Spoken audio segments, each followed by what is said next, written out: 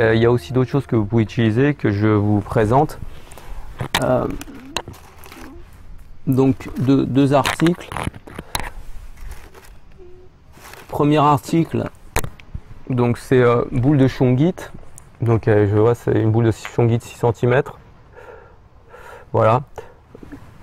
Donc ça se présente comme ça, c'est une boule, c'est de la shungite, donc c'est un minéral très particulier d'origine probablement météoritique qui se trouve dans le lac un lac en Russie, donc mince, j'ai oublié en A quelque chose, le nom, le lac de, ah dommage j'ai oublié, mais bon, vous ferez une recherche, vous le trouverez. Il n'y a qu'un seul endroit dans le monde qu'on en trouve, hein, je crois. En tout cas là, la vraie shungite. Et donc elle est un peu veinée avec des particules un peu d'or dedans qui sont incrustées. Donc en fait c'est une forme de charbon cristallisé qui est entre le graphite et le diamant. Enfin c'est une forme de charbon fortement avec une structure une forme très particulière au niveau moléculaire, l'association des atomes de carbone. Et c'est vraiment ça, c'est indispensable, vous équipez ça, ça a une sphère d'action d'à peu près, je crois, il me semble un rayon de peut-être une boule de 6 cm, je crois que c'est 3,50 m de rayon, donc 6-7 mètres autour, voilà, donc à 360 degrés, donc mettez-la un peu en hauteur.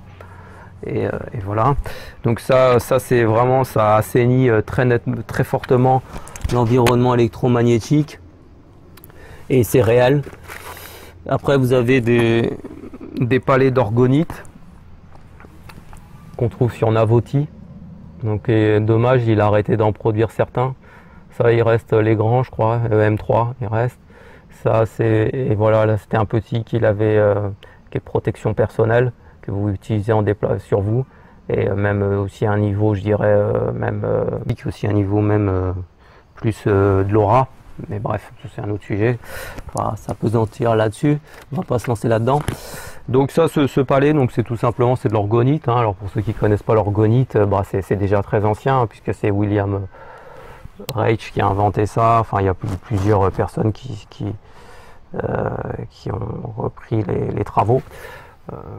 Et donc grosso modo c'est des comment dire, c'est de la, là il y a la poudre de shungite dedans en plus, mais il n'y en a pas forcément dans les orgonites.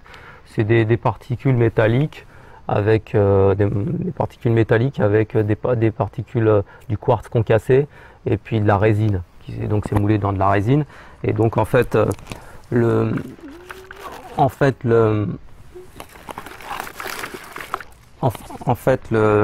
comment dire, les particules métalliques, mais bon là se reporter à la littérature online, donc sur l'orgonite, parce que je vais pas me lancer dans expliquer comment fonctionne l'orgonite, ça c'est compliqué, mais bon c'est au niveau on va dire d'une énergie qui est au-delà de la matière, enfin du monde matériel un petit peu, mais qui est en même temps présente dans notre vie quotidienne, ce que les Asiatiques appellent le chi, les hindous le prana, l'orgone c'est un peu la même notion, quoi.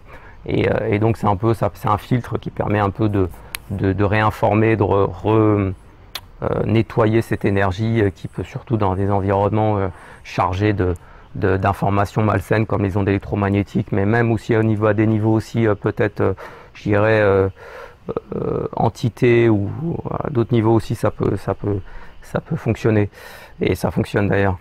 Donc vous pouvez combiner orgonite, shungite, il y a aussi des CMO, là j'en ai pas en l'occurrence, j'en ai pas des CMO, mais c'est des petits palets, de petits palets différentes tailles, et ça c'est avec une solution microcristalline dedans, et ça fonctionne aussi plutôt bien. J'étais assez sceptique au début, mais ça fonctionne très très bien. Donc ça émet un signal quand c'est exposé à des ondes électromagnétiques, ça va émettre un signal, excusez-moi, un signal de compensation, donc qui va surtout être capté par les cellules du corps, et qui va permettre d'un signal qui va être biologiquement beaucoup plus, qui va permettre aux cellules de s'aligner un peu et et de s'accorder sur ce signal de compensation plutôt que sur le signal des ondes électromagnétiques qui vont déstructurer totalement vos cellules.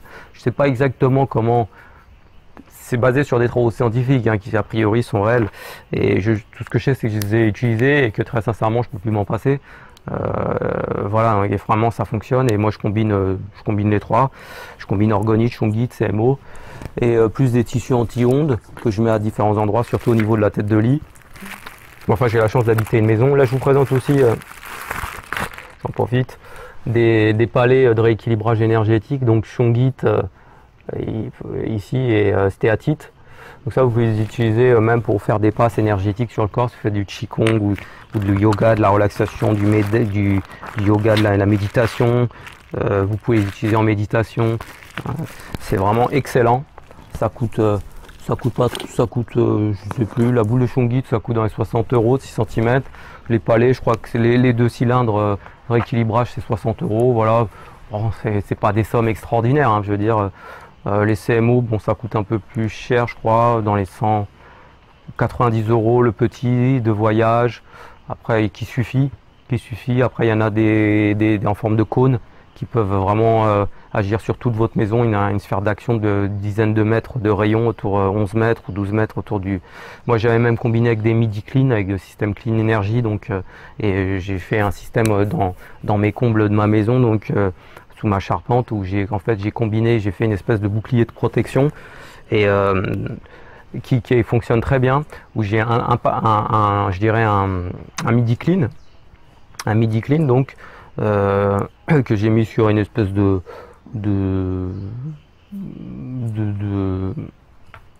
fil de cuivre tressé, petit fil de cuivre tressé en forme de natte, un truc pour nettoyer, vous savez, à l'ancienne là qu'on trouve dans les magasins bio. Et donc le midi clean, donc la face out, et il y a une face in. Et puis après j'ai mis le gros palais d'orgonite, et dessus j'ai rajouté un CMO en cône, le violet, donc à 180 ou 150, je sais plus, plus de 150 €, je crois, 180 € je crois. Et violet, donc qui a une portée qui fait un peu qui traite un peu tous les signaux, tous les types enfin, champs électriques, magnétiques, électromagnétiques, haute fréquence, enfin un peu tout.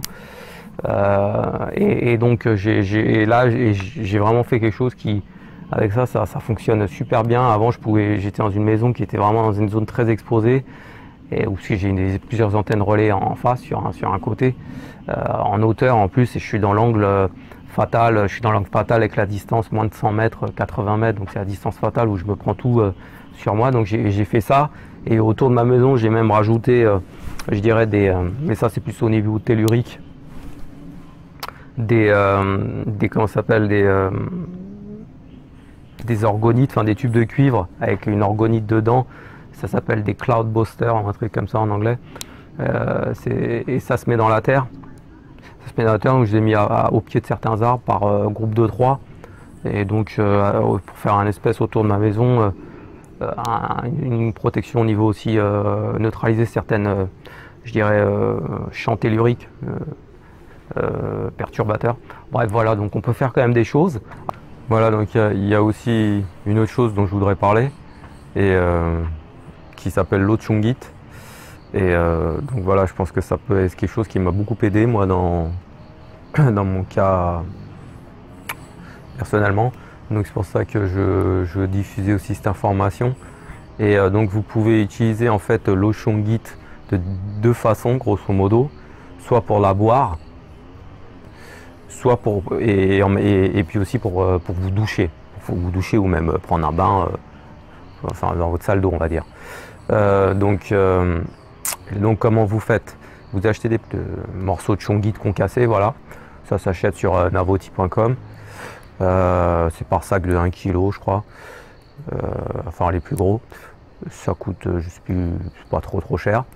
Et donc bon, le mieux c'est si vous habitez dans une maison, ou si vous pouvez équiper votre arrivée d'eau d'un système de cartouches filtrantes, des grosses cartouches filtrantes, où vous pouvez mettre donc des filtres, des fils charbon actifs. Et donc dans le vide médian de vos fils charbon actifs, vous rajoutez Vous mettez vous sélectionnez dans le paquet que vous allez acheter les particules, enfin les fragments les plus gros, vous les enlevez. Ceux qui ne vont pas rentrer, vous prenez ceux qui sont taille moyenne, voire pas trop petites non plus. Vous éliminez les plus gros, les plus petits. Vous gardez ceux qui sont intermédiaires. Et vous les mettez donc dans vos cartouches, dans les cartouches charbon actif, dans le vide médian. Comme ça va créer un effet de vortex. Et en même temps, ça va, je dirais, la shungite, donc puisque c'est la shungite qui va donc dynamiser l'eau et puis restructurer l'eau au niveau énergétique. Donc ça, c'est vraiment très très puissant. Vous faites ça, ce qui fait que ça va circuler dans l'eau de tout votre réseau. Bon, c'est un peu dommage parce que vous allez peut-être effectivement utiliser cette eau pour vos toilettes. Alors ce que vous pouvez faire, l'astuce, c'est que moi je récupère de la shungite parce que c'est quand même assez puissant. Donc au début, il ne faut pas trop en mettre, ne remplissez même pas à la moitié de la hauteur donc du fil charbon qui fait à peu près, je crois, mémoire presque 50 cm de haut. Hein. Et donc parce que ça peut être assez puissant pour certains. Et donc vous récupérez les anciens fragments, enfin les anciens fragments qui ont été un peu déjà comment on pourrait dire, dévitalisés un peu, qui ont déjà servi, et vous les récupérez, vous les mélangez avec des neufs, comme ça vous fait pas quelque chose de trop puissant, et puis ça vous évite d'en consommer trop aussi. Et parce qu'en fait une petite dose suffit déjà, mais ces cailloux quand même, enfin ces fragments de shungite créent quand même un effet de vortex.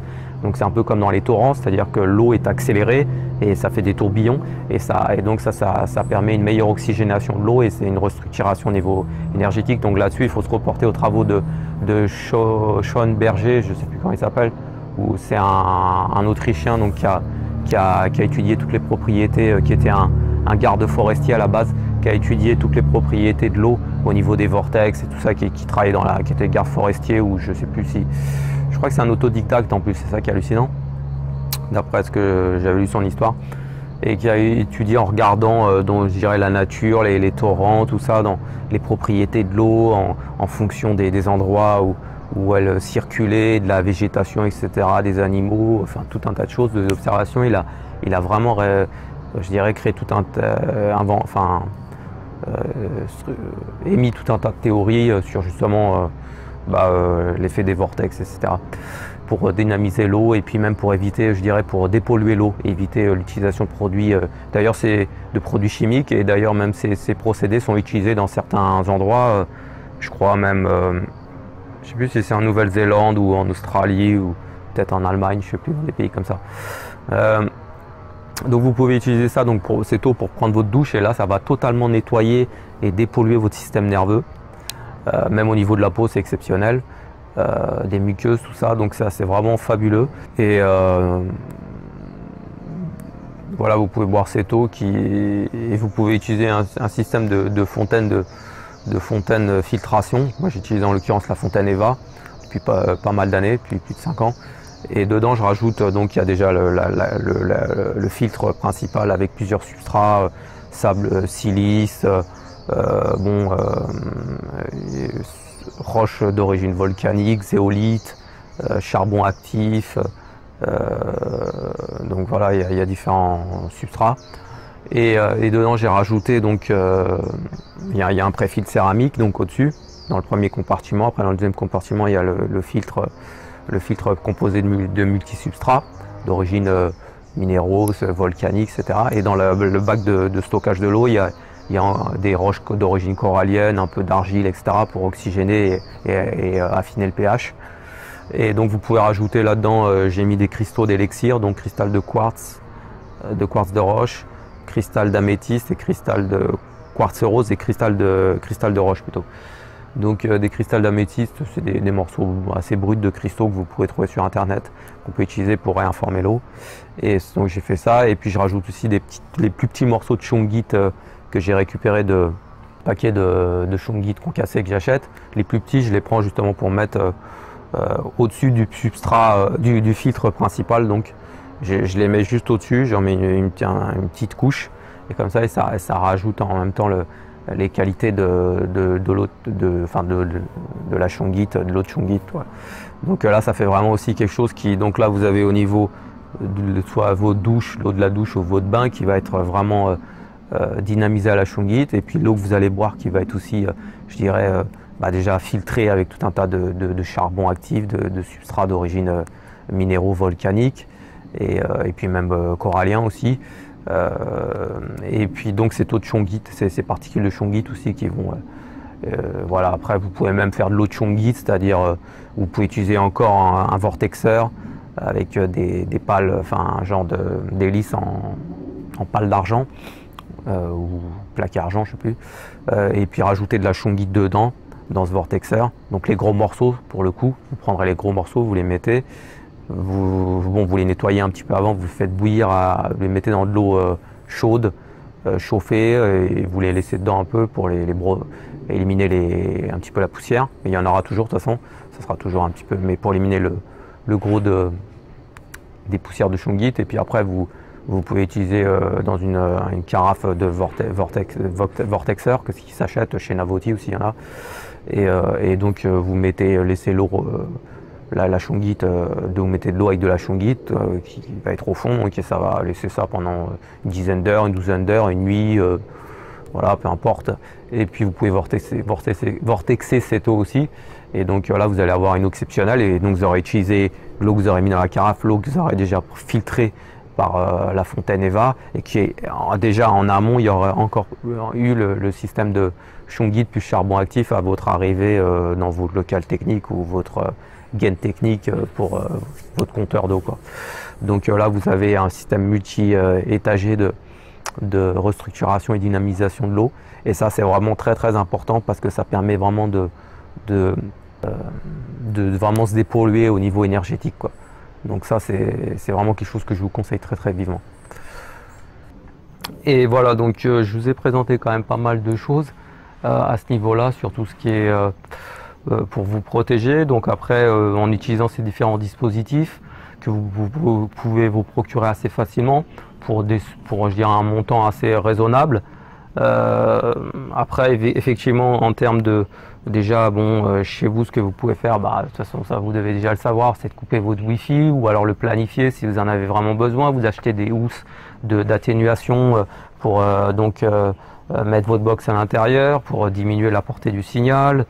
Qu'est-ce qu'il y a d'autre? Utiliser certains tissus dans des zones stratégiques, surtout la zone où vous allez dormir. À la limite, vous pouvez même vous faire un baldaquin il y a des baldaquins anti-ondes. Ça coûte quand même 1000 €, 800 €, ça coûte quand même pas mal. Enfin, il y a différents modèles. Il y en a même des qui sont assez chers, mais bon, à la limite, si vous n'avez plus le choix, ça vaut le coup plutôt que de transformer une pièce en cage de Faraday, ce qui sera beaucoup plus cher, beaucoup plus fastidieux et peut-être pas vraiment très efficace, parce que le problème de la cage de Faraday, c'est que s'il y a un trou et que les ondes s'introduisent dans cette cage, et au final vous vous retrouvez avec un four micro-ondes, quoi. Donc vaut mieux peut-être des fois pas trop faire ce genre de choses, et plus se créer une zone avec un baldaquin ou même vous pouvez vous en fabriquer avec des tissus anti-ondes aussi, où vous allez vous isoler. Et puis le mieux c'est d'aller effectivement déjà de plus vivre en appartement, mais je sais que c'est pas toujours, ou alors vous installer à la campagne ou dans une zone beaucoup moins chargée, en consultant bien les cartes d'implantation des antennes relais avant d'acheter ou même de devenir locataire si vous êtes de louer, voilà, qui sont disponibles en ligne. Donc il faut faire gaffe à tout ça, parce que c'est vrai que moi quand j'ai acheté cette maison par exemple, j'avais pas vu, mais bon, comme je projetais pas d'y vivre vraiment à la limite, et puis à l'époque, bon, avec le 3G c'était pas tellement, je dirais, c'était pas aussi gênant. C'est avec le 4G que les niveaux d'exposition ont été démultipliés et le nombre des électrosensibles on fait un bond monstrueux, quoi. Et donc là effectivement il y a aucune il y a une totale attitude des pouvoirs publics qui est complètement, et je terminerai là-dessus, des pouvoirs publics qui est irresponsable. Il y a des recommandations d'ailleurs au niveau européen qui ne sont pas du tout suivies, avec des niveaux d'exposition maximum qui ont été définis, donc c'est pas pour rien. En France, on sait que les normes sont complètement délirantes, puisqu'on est à 60 volts par mètre, alors que dans la plupart des pays qui nous entourent, c'est à 0,6 volts par mètre, voire moins même dans certains pays. Voilà, donc je me suis rendu compte que ce matin il y avait une coupure dans la vidéo j'ai pas pu terminer donc mon propos. Et donc j'étais resté sur la position des institutions qui est quand même comme d'habitude assez ambivalente, on va dire, et qui ne défend pas vraiment l'intérêt des individus, des citoyens.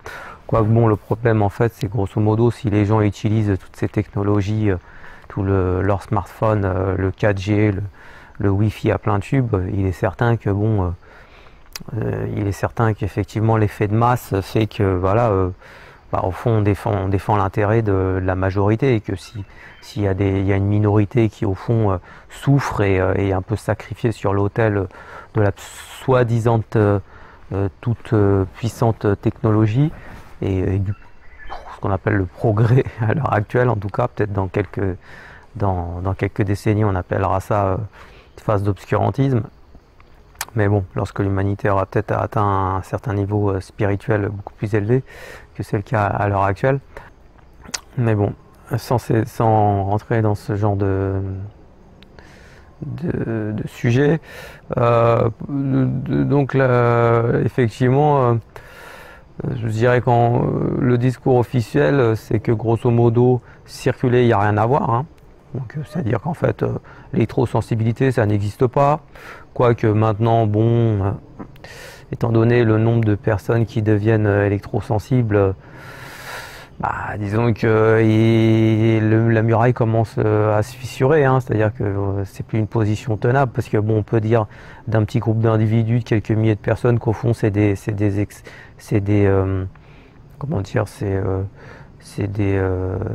extravagants ou alors des gens un peu psychologiquement instables. Voilà, on peut essayer de leur donner différentes étiquettes, mais quand ça devient des dizaines, des centaines de milliers, voire peut-être même des millions, qui sont plus ou moins des électrosensibles qui s'ignorent ou qui en tout cas vont très vite se découvrir, et ben là on peut plus tellement dire que voilà, ce groupe de la population, ce groupe de personnes appartient à des gens qui sont pas très crédibles et qui sont au fond des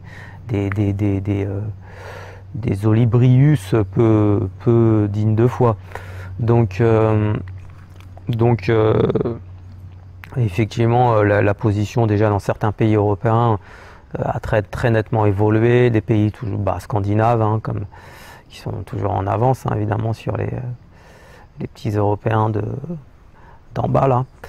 Et bon, et bon, en plus les études scientifiques sont là, hein, je veux dire, des effets délétères des ondes électromagnétiques, que ce soit qui ont été faits en laboratoire en exposant des souris, des rats, enfin des souris à différents types de fréquences, d'autres fréquences, des réseaux croisés, etc. On a bien vu qu'il y avait un effet totalement délétère par rapport, voilà. Alors évidemment, ça arrange pas toutes les multinationales, hein, ça c'est sûr, ils vont pas en faire une publicité. Donc pour l'instant, en plus, il y a toujours ce délai de 20 ans pour que les études soient validées, donc ça laisse du temps à ce que toutes ces multinationales engrangent des profits considérables sur la dégénération totale de l'ADN d'une bonne partie de l'humanité. Et mais la bonne nouvelle quand même, c'est que les moustiques m'ont repéré là. Les moustiques ont commencé à me repérer, donc ça c'est pas terrible. La bonne nouvelle, donc je vais changer un peu de zone. La bonne nouvelle, c'est pour ça que là j'ai une perche, parce que quand même, je dirais ici, c'est mieux d'avoir la perche pour de temps en temps aller émigrer un peu plus loin, quoi. Le temps qu'ils vous repèrent. Donc je reviens où j'étais ce matin. Mais bon, ça doit pas être beaucoup mieux, remarquez, je vais peut-être aller ailleurs. Mais la bonne nouvelle, c'est qu'il y a quand même des solutions. Ce que j'ai exposé ce matin dans cette vidéo. Et il y a des solutions, donc il y a des méthodes qu'on peut utiliser. Et pour conclure finalement sur un peu tout ça, c'est que moi j'étais devenu extrêmement électrosensible, à un niveau vraiment flippant. C'est-à-dire que grosso modo, je voyais pas tellement comment j'allais pouvoir rester dans la société des hommes, quoi. Je songeais très sincèrement à aller m'installer dans une zone un peu comme ici, là, c'est-à-dire où il n'y a rien du tout. Donc c'est pour ça que j'en profite pour y passer plusieurs mois par an. Ça me permet de me détoxifier. Mais là, c'est pas un niveau, on va dire, un niveau, je dirais, particules métaux lourds ou bon, de toute façon, je mange bio, donc a priori, le reste, les pesticides, tout ça, j'en absorbe pas trop. Mais c'est plus au niveau effectivement électromagnétique, détoxifier, désaturer, on va dire même plutôt. Elles existent et qui permettent quand même de supporter tant bien que mal, enfin, en tout cas de minimiser les effets, donc tout ce que j'ai exposé ce matin. Et puis surtout, donc c'est pas vraiment irréversible, c'est-à-dire qu'en fait c'est pas parce qu'on est devenu électrosensible qu'il n'y a pas de solution et que forcément vous ne pouvez, ça ne peut aller qu'en s'aggravant. C'est-à-dire qu'il y a quand même la possibilité de faire diminuer les niveaux en comprenant quels sont les mécanismes qui sont à l'œuvre. Et encore une fois, donc c'est la même chose que pour toutes ces maladies dégénératives, ce qui est un peu une forme de maladie dégénérative, c'est-à-dire que c'est le système nerveux qui grosso modo pète un plomb, quoi. C'est-à-dire que il pète un plomb parce que voilà, qu'est-ce qui se passe? Parce que il pète un plomb parce qu'il est trop exposé continuellement et qu'il n'y a aucune possibilité de se désaturer ponctuellement, surtout pendant le sommeil, et que voilà, il y a de l'inflammation au niveau du cerveau, etc., comme j'ai évoqué ce matin. Et donc en fait, on peut quand même arriver à pouvoir faire rebaisser les seuils, et voilà, donc c'est quand même c'est quand même une bonne nouvelle, on va dire. Voilà, dégage-toi. Ok, donc voilà, c'était pour conclure sur ce sujet avec un chien qui me suit.